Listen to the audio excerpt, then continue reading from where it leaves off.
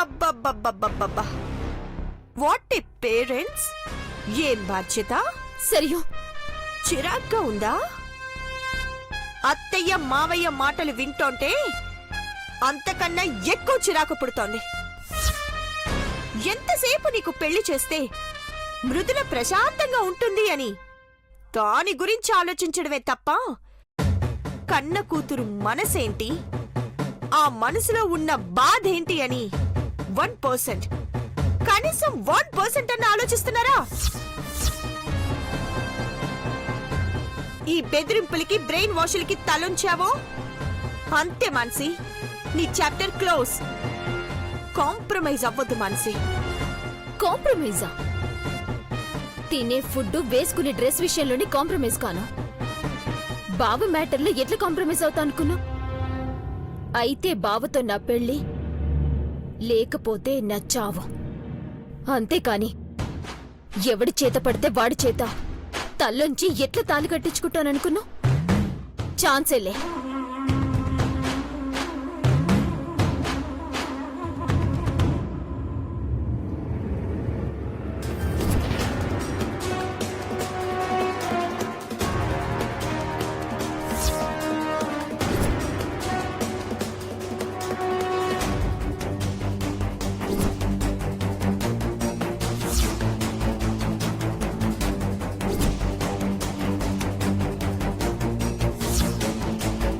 నమస్కారం బ్రాహ్మణి గారు.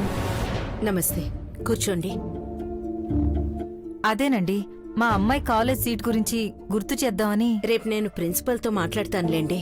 థ్యాంక్స్ అండి. తనయా, ఏంటి అది? నీళ్ళు పసుపు కుంకుమమ్మా. ఎందుకు? గుళ్ళో పంతులు గారు చెప్పారు కదమ్మా, కళ్యాణం చేసి ఇంటికి వెళ్ళాక అన్నయ్య వదిన్లో నీ కాళ్ళు కడగాలి, అందుకని. పిచ్చి పిచ్చి వేషాలు వేస్తున్నావా?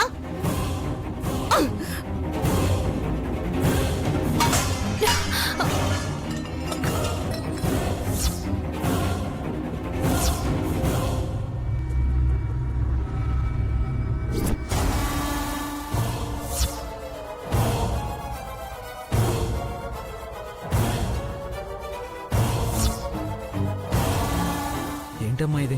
ఏంటేంట్రా ప్రతి అడ్డమైనది వచ్చి నా కాళ్ళు కడుగుతానంటే కడిగించుకోవడానికి నేనెలా ఒప్పుకుంటాననుకున్నావు?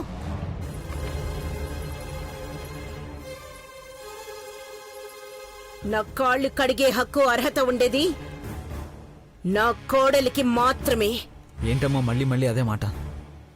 మృదుల నీ కోడలు కాకపోతే ఇంకేమవుతుంది? ఎన్నిసార్లు చెప్పినా అదే మాట్రా. ఇది నా పని మనిషి కూడా కాదు.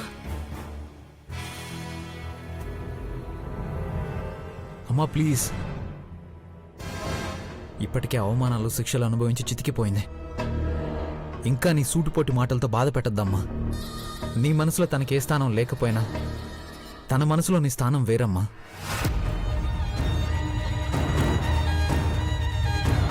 పోనీ తను నీకేమీ కాదు, నీకు ఏ సంబంధం లేదని అనుకుందాం. నీకే సంబంధం లేని వాళ్ళు వచ్చి అడిగినా కాదనుకున్న సాయం చేస్తావు కదా. ఇదిగో ఈవిడ సాయం అడిగితే చేస్తున్నావు కదా, అలాగే తను కూడా అడిగిందనుకో, నీ పాదాలు కడిగే అవకాశం ఇవ్వమ్మా. ఇవ్వన్రా. నా కాళ్ళు కడిగే అవకాశం దానికిచ్చాను అంటే దాన్ని నా కోడలుగా ఒప్పుకున్నట్టే. ఈ కంఠంలో ప్రాణం ఉండగా అది జరగదు. లేదు, నాతో ఏ సంబంధం లేదు అనుకుంటే ఎప్పుడో చెప్పాను కదా, దాన్ని ఎట్టన్నా తీసుకుపోయి కాపురం చేసుకో. అలా కూడా కాదు, అది ఇంట్లో కోడలిగానే ఉండాలి అనుకుంటే నా ప్రాణాలు తీసే. అమ్మా, అమ్మగారు.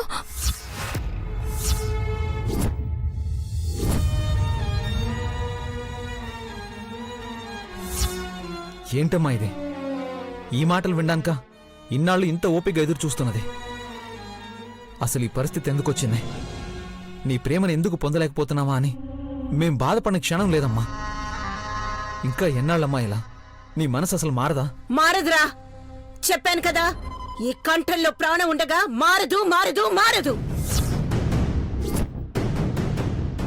ఏంటమ్మా, ఎందుకింత పట్టుపట్టు కూర్చుంటా?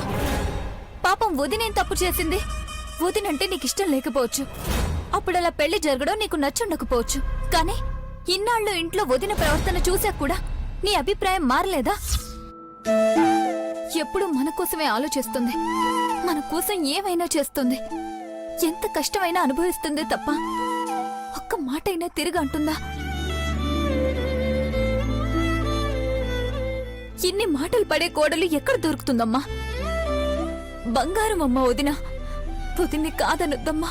నోరు ముయ్యవే.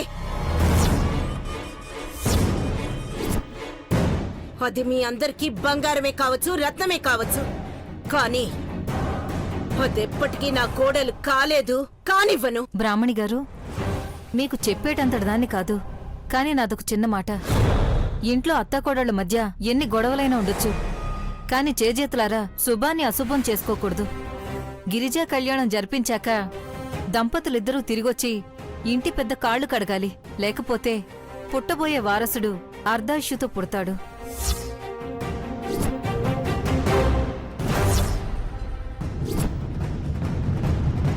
మీ ముందు మాట్లాడే ధైర్యం కూడా లేదు, కాని మీ కుటుంబానికి కీడు జరుగుతుంటే చూడలేక చెప్పాను. ఏమనుకోకండి. నేను వెళ్ళొస్తాను బ్రాహ్మణి గారు.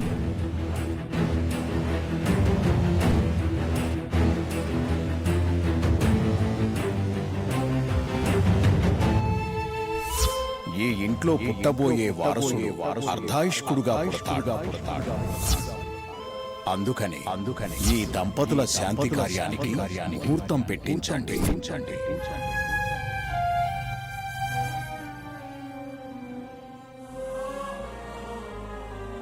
అమ్మా, మృదులను ఎలాగో క్షమించాం, నన్ను ఎలాగో పట్టించుకోవడం మానేశాం. కనీసం పుట్టబోయే వారసుడు గురించి కూడా ఆలోచించవా అమ్మా?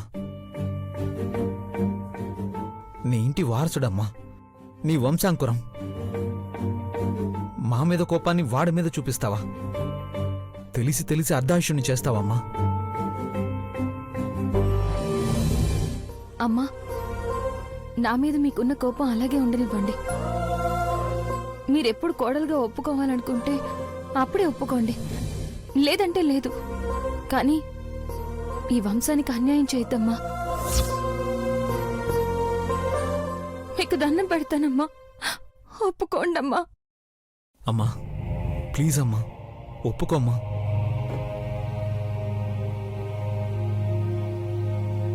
తనియా, మంచినీళ్ళు తీసుకురా త్వరగా.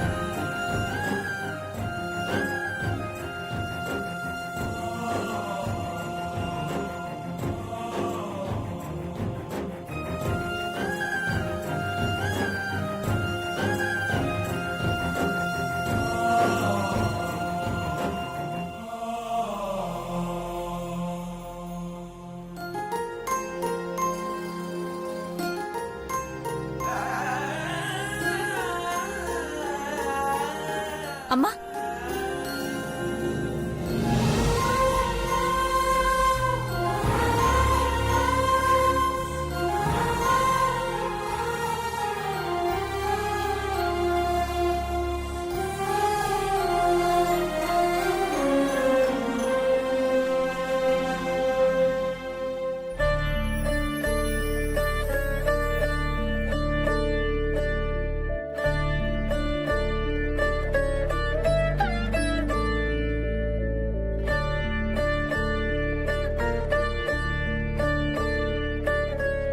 అమ్మ నిన్ను ఆశీర్వదించింది వదినా. అంటే కోడలుగా ఒప్పుకున్నట్టే. నీ కల తీరిపోయింది కదా వదినా? ఏంటన్నయ్య, హ్యాపీనా? మామూలు హ్యాపీ అంటావంటే? మా పెళ్లి నుంచి ఇప్పటి వరకు మిస్ అయిన అమ్మ ఆశీర్వాదాలన్నీ ఒకేసారి తీసుకున్నట్టుగా ఉంది. నాకు మాత్రం పిచ్చ హ్యాపీగా ఉంది.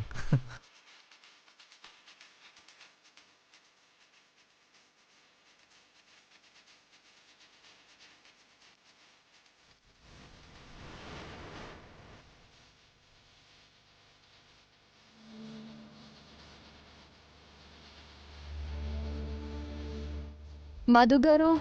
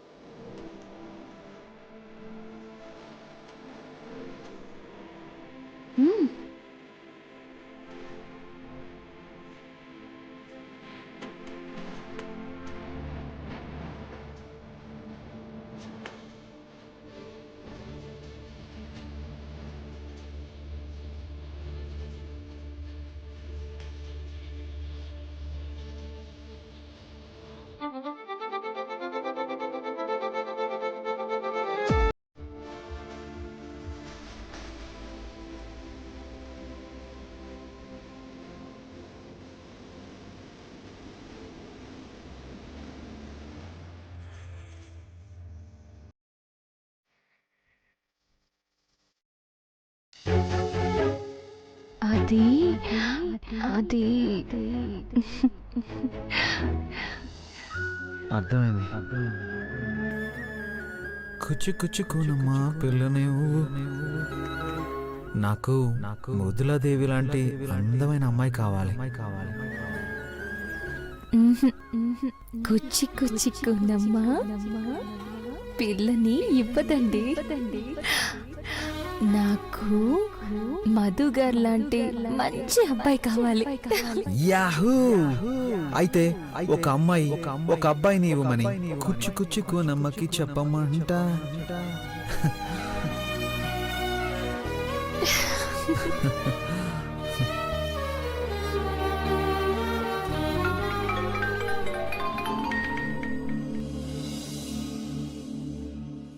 హలో అత్తయ్య. మధు, చెప్పండి అత్తయ్య. అదే అయ్యా, వదిన్తో మాట్లాడాను. ఇంకా అలాగే ఉంది. మెల్లగా వస్తుందని అనుకుంటున్నా. కానీ మీరైతే తొందరగా వచ్చేయండి అయ్యా. బట్టలవి తీసుకున్నాను. ఏర్పాట్లన్నీ జరుగుతున్నాయి. అలాగే అత్తయ్య. మృదులకెలా ఉందయ్యా? ఇదిగో మాట్లాడండి. బానే ఉన్నానమ్మా. జాగ్రత్తమ్మా, తొందరగా వచ్చేయండి. అలాగేనమ్మా. ఈవేళ అమ్మాయి ఈవేళ అబ్బాయి. మృదుల, ఈ రెండిట్లో నుంచి ఒకవేళ పట్టుకో. ఒకవేళ పట్టుకో. బా, ఒక్కవేళ పట్టుకో మృదుల.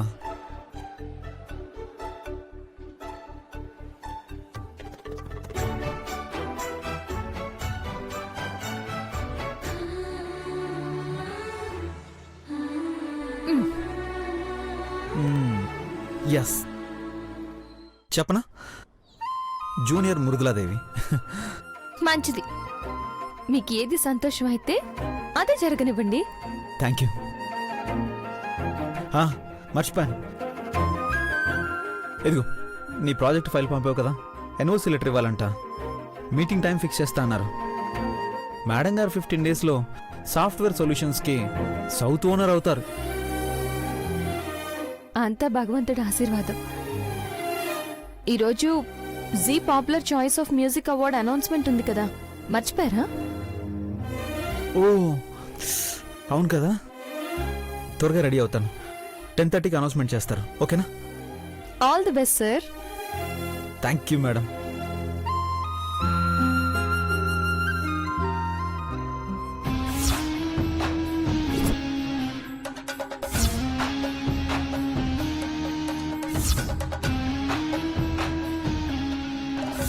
తరుణ్ పెళ్ళయ్యాక 10-15 రోజుల వరకే నీకు టైం. మృదులతో నా రాతను రాశాడు. అప్పుడే మన మనసుల మధ్య ఉందనుకున్న ఆ బంధం తెగిపోయింది. మానసి,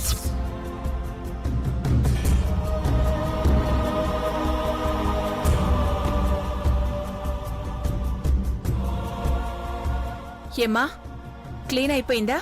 అయిపోయిందమ్మా. తర్వాత గది మొత్తం శుభ్రం చేయించండి. అలాగేనమ్మా. ఇంకేదో మర్చిపోయానే. ఆ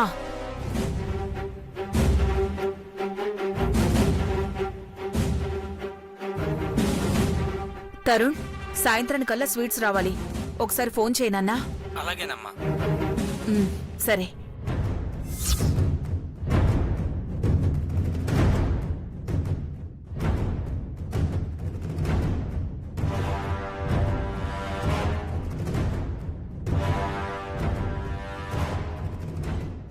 అన్నీ దగ్గరుండి బాగా చేయిస్తున్నట్టున్నా బావుంది నీ దర్శకత్వ పర్యవేక్షణ.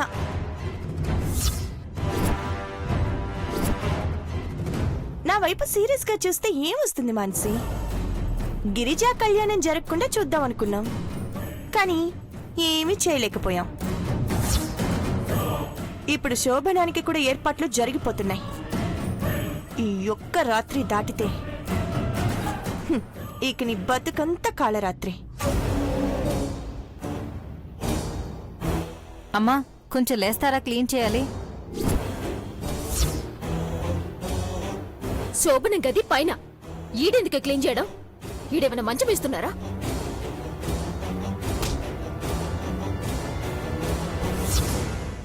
చూడలేదమ్మా. మాన్సి,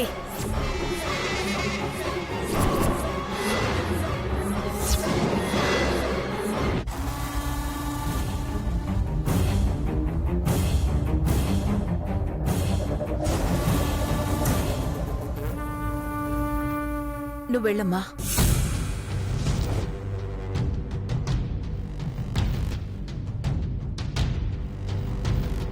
ఎందుకే అమ్మాయిని కొట్టావు? పిచ్చేమైనా పట్టిందా? అడుగుతోంది నిన్నేనే. ఎందుకు ఇలా చేస్తున్నావు? ఎవరి మీద కోపం ఎవరి మీద చూపిస్తున్నావు? ఎవరి మీద కోపం ఎవరి మీద చూపిస్తే ఎవరు ఊరుకుంటారు? ఇంట్లో వాళ్ళు ఎలాగో నన్ను లెక్క చేయట్లే. పని చేసుకుని వచ్చింది కూడా లెక్క చేయకపోతే ఎట్లుంటది? ఏం మాట్లాడుతున్నావే? ఎవరు నిన్ను లెక్క చేయట్లేదు? నీ కోపానికి కారణమేంటో, నువ్వెందుకిలా మాట్లాడుతున్నావో తెలుసుకోలేనంత అమాయకురాల్ని కాదు. ఇంట్లో శాంతి ముహూర్తం పెట్టాం. పిచ్చి పిచ్చిగా ప్రవర్తించుకో. అట్లనే అమ్మా, కానీ నువ్వు మాత్రం వాళ్ళ శోభనానికి ముహూర్తాలు పెట్టించు. పిల్లలు పుట్టినాక బారసాలలు చేయించు. మళ్ళీ వాళ్ళకి పెళ్లిళ్లు చేసి వాళ్ళకు కూడా శోభనాలు చేసి మొత్తం వాళ్ళ ఫంక్షన్లు చేస్తా కూర్చో. కానీ నీకో బిడ్డుంది, దానికేం కావాలని మాత్రం ఆలోచించుకో.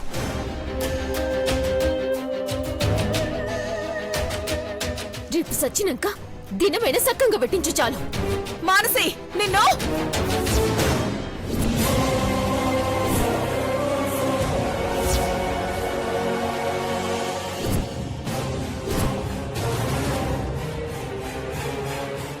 పళ్ళు రాలగొడతాను పిచ్చి పిచ్చిగా వాగావంటే. ఇదిగో ఇదే చేతనైతది. పళ్ళు రాలగొడతావు, లేదంటే ప్రాణాలు తీస్తావు, అంతే కదా? 2 రోజుల్లో ఉన్న శోభనానికి ఇప్పటి నుంచే హడావిడి. మానసి, వదిలే అత్తా, ఈ మాత్రం కోపం చిరాకు కామన్లే. వాళ్ళకి శాంతి కార్యం అయితే దీనికెందుకే కోపం? అంటే వాళ్ళు సంతోషంగా ఉండడం దీనికిష్టం లేదా? ఇదెప్పటికీ మారదా? ఇలాగే ఉంటుందా? మారుతుంది అత్తయ్య, కానీ వెంటనే అంటే ఎలా కుదురుతుంది? దేనికైనా టైం పడుతుంది కదా. ఓపిగ్గా ఎదురు చూడాలి. ఇంకెంత ఓపిగ్గా చూస్తాం? దీని గురించి ఆలోచించి ఆలోచించి విసుగొచ్చేస్తోంది.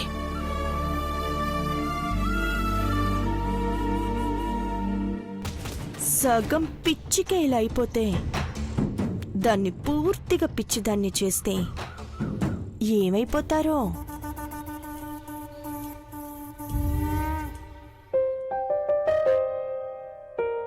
ఆ పాత ఫైల్ దొరికిందా? ఏ ఫైల్లో తెలియట్లేదు మేడం. సరే నేను చూస్తానులే, నువ్వు ఆఫీస్కి వెళ్ళు.